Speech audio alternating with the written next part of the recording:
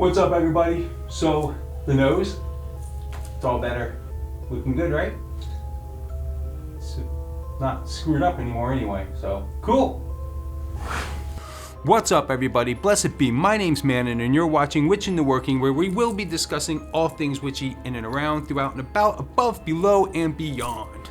So, just like with any gathering or conglomeration of peoples that come together in a society, there are rules and regulations to adhere to in order for functions to run smoothly and for everyone to get along. This in general is also called etiquette. In the world of witchcraft, there's no difference. In this episode of Witch in the Working, we will be talking all about your Witchy Circle etiquette moving forward. So let's get into it and roll the intro.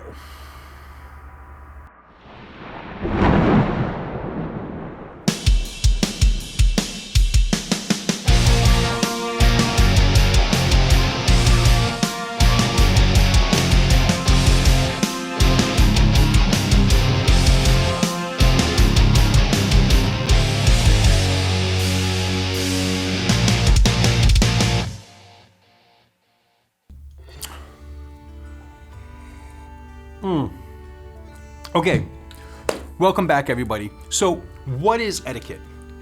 The customary code of polite behavior in society or among members of a particular profession or group. So, all of us witches fall into a few categories, and some of those categories are broken down into even a few more. And at the very foundations of Wicca, you fall into one of two categories. You're either a solitaire or you're a covener and work with a group of witches. But either way, whether a solitaire, a covener, an eclectic, a traditional, and throughout all occult practice, it's extremely important to know and practice proper etiquette. Not knowing and practicing proper etiquette will in fact get you kicked out or even banned from certain events and gatherings if you're not, careful about it. Even if you're a solitaire practitioner, which as it sounds, which means you practice by yourself, alone, with nobody else, solo, there will still be situations where you may want to participate in an occult-based event, and knowing proper etiquette will get you invited back. Again, I'm a very strong advocate in the concept of participating with others from time to time, as there's so much to learn and share in the occult community, and one cannot accomplish this without venturing outside of their personal sacred space, so to speak. As a covener group-based practitioner, you will be utilizing these etiquette practices every time you gather practically. As a solitaire practitioner, you'll be utilizing most of these practices from time to time, but even some you'll want to keep in mind because they fit in with common everyday witchy etiquette towards others in general. And you never know when you're going to be invited to a gathering with others, and it would be a good thing to leave a lasting impression with others for future invites and gatherings and festivals and whatnot. So, what are some of these codes of conduct, so to speak, that will give us a broom up amongst the pagan community? Let's get into them. And remember, not all of these are necessarily going to fit your situation, but they are excellent guidelines and foundations to get you going anyways. So for starters, if you decided to attend or you're invited to a pagan-based function, you may want to read up a little bit about the function you're attending.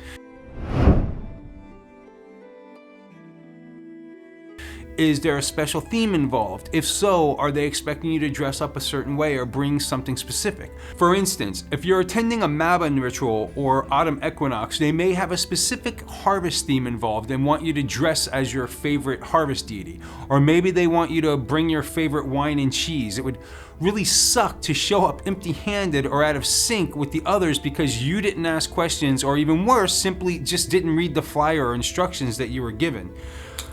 Ask if you need to bring tools, and if so, what. For instance, a lot of functions and gatherings that are public or quite large will ask you to please leave your athames at home to prevent from accidentally stabbing someone. It happens, I've seen it happen. Dude dancing around the fire, a athame fell off of his side and landed just right, and the guy behind him right through the guy's foot, through the bottom and out the top, and it wasn't pretty. And also, that guy had to reconsecrate his athame. I mean, shit. So, study up on the event and or circle before you go, or better yet, ask the organizer these basic questions.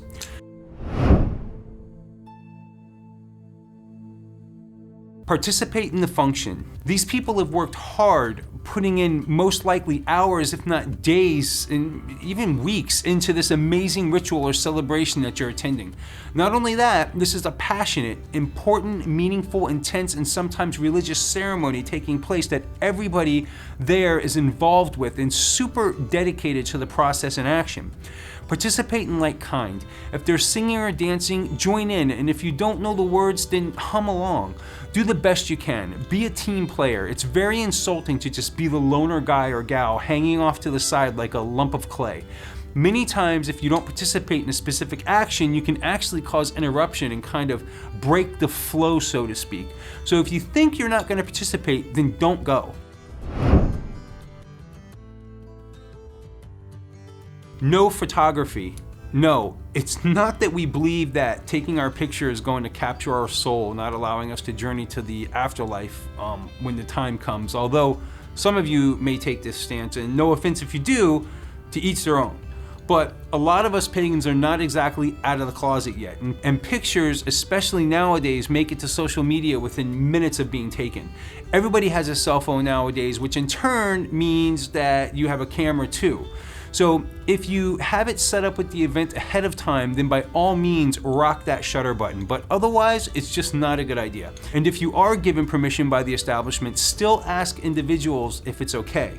Also, it can be distracting during a ritual for someone to be snapping pics all over the place.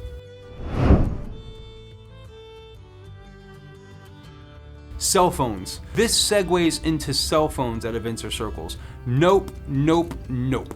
Don't even bring them in circle. Leave them in the car or wherever they are, far away. Safe, but nowhere to be heard or seen. And this includes keeping them on you and in silence mode as an option. A phone on silent will still light up in your robe or pocket or vibrate, all distractions, so just leave them out of circle. And goddess forbid you forget to turn off the ringer and you brought a cell phone in circle with you.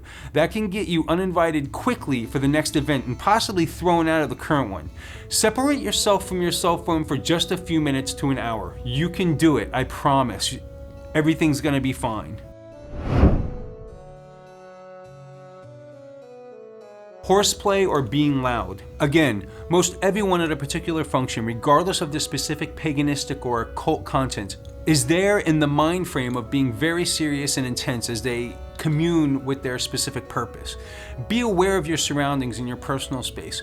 Be aware of the level in which you may be talking or asking a question. In fact, during ritual, just try not to talk at all unless you're asked to, like participating in a chant or something.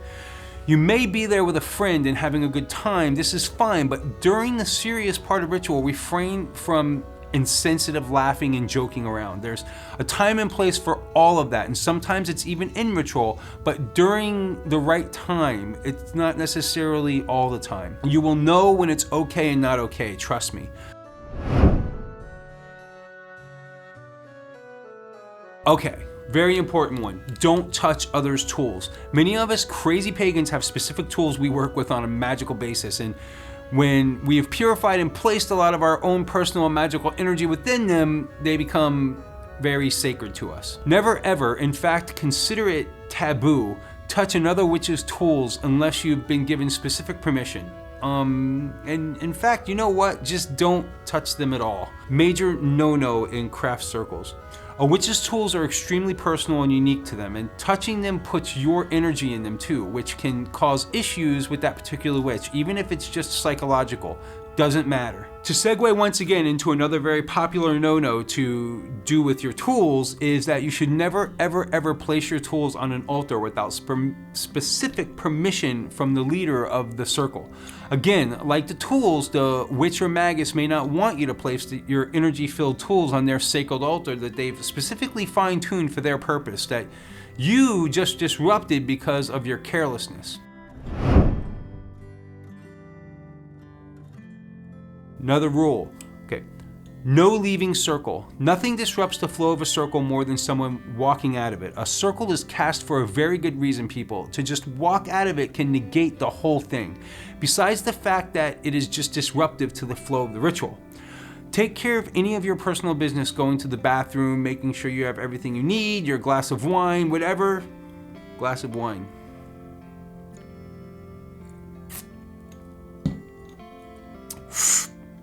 before you enter that circle. Damn! There are situations that can occur where someone just has to cut circle, and indeed this is done with a specific little ritual called cutting a doorway, but it should be reserved for emergencies or very special situations.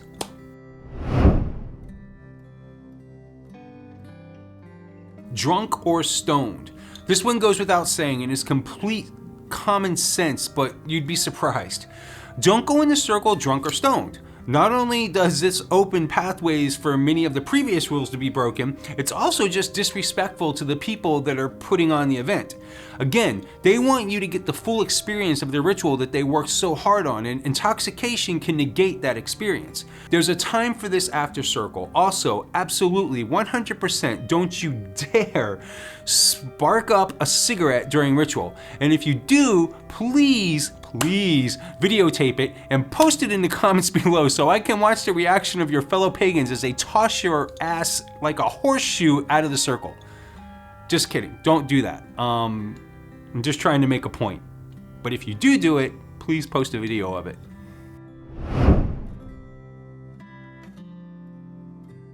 Be responsible for your guests. If you decide to bring a friend or two with you to your sacred celebration, please be aware that you're responsible for them behaving, especially if they have never been to a specific function before and you have.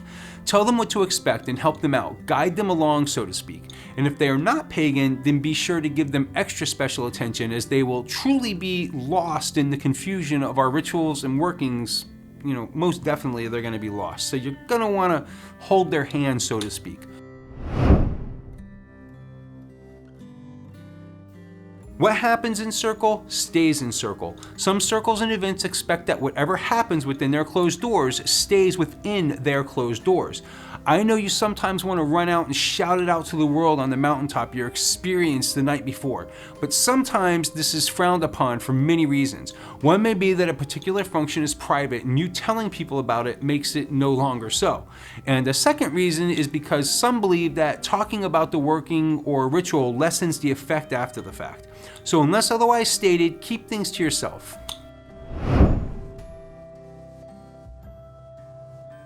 Okay, common sense, but again, you'd be surprised. Take a bath. This one is kind of a major no-brainer, but again, you'd be surprised. Be clean, take a shower before you go to circle. Try and wear deodorant if you're a person who is... I can't even believe I had to say that. Try and wear deodorant? I mean, whatever. Anyway, even if you're a person that's a complete naturalist and doesn't believe in deodorant and whatnot, do something. The people around you may not want to smell you. Which is another segue. Don't go crazy and wear heavy perfumes or colognes either. If you smell stronger than the incense, there's a problem. Take it easy on the patchouli, people. Don't haggle. When you're at a function that has vendors involved, or even if you are just shopping at a craft-based store, never haggle over the pricing. Haggling can cause negative vibrations, and in the end, it's just bad etiquette. Don't out others. Many of us are still in the broom closet, so to speak, so be conscious of who you talk to and especially who you include in your conversations with others. It's very, very easy to accidentally name drop and in turn out a specific person to others whom may not have wanted to be otherwise outed to others. Do not proselytize. Proselytizing is basically the act of preaching to others to convince them to believe and join in your religious movement. We do not do this in witchcraft. Don't push your agenda on others and force it down their throats. The goddess speaks to those who are ready to be welcomed in her arms. If a person asks a question, great. Now you have an opportunity to express your visions to them, but don't go around shoving it down their throats like the door-to-door special citizens we all know so well.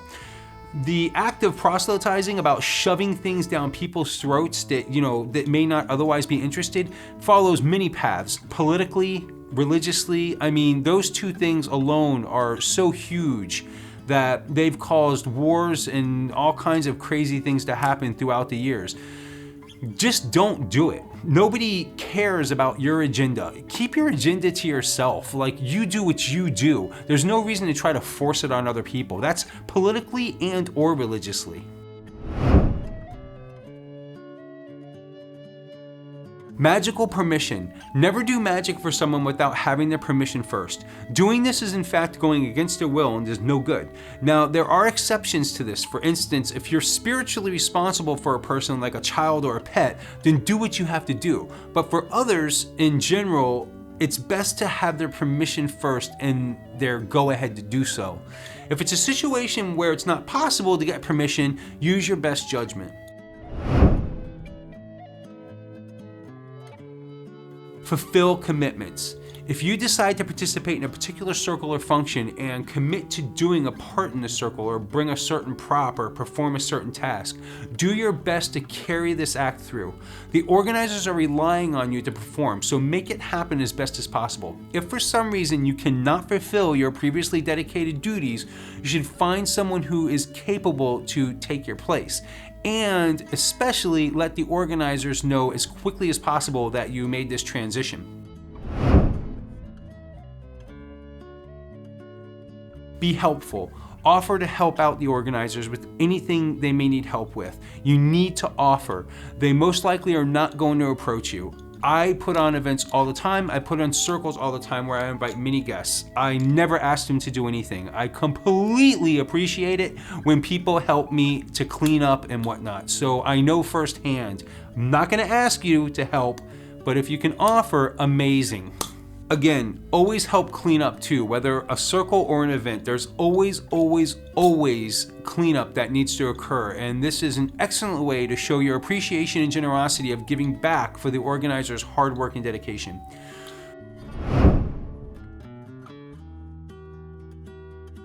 Clothing optional. At some events, there is a clothing optional section that will be separated for those adventurous enough to participate. Do not enter this site unless you're going to also be Skyclad. It's very uncouth to gawk and salivate with no intentions of participating in this practice yourself, and extremely rude and disrespectful to those who are engaging in this practice. And I get it, Skyclad isn't for everyone. That's why usually an area is set aside for this practice to occur. And usually, and almost, I have never seen it any other way, it is completely defined 100%. There's no mistaking it. In other words, you won't be able to accidentally walk up on this. Anyone in that particular area knows that what the area is set up for. So don't even bother pulling the old, I didn't know, and play ignorant, because it is a finely drawn line that you're walking into a Skyclad area. So don't even bother playing games. And finally, don't be late. Don't be late. You can find yourself waiting for Circle to be over, and frankly, that sucks. So, thank you for joining me in this episode of Witch in the Working. I really hope you enjoyed this video and that it was helpful to you. Do you know of anything I may have left out, or do you have any comments on what I talked about? Let me know in the comments below. Please subscribe and ring that little bell to remind you of future episodes, and give me a thumbs up or a thumbs down, whichever you desire. I love you guys and gals. Thank you so much for joining me and supporting my channel. Love you.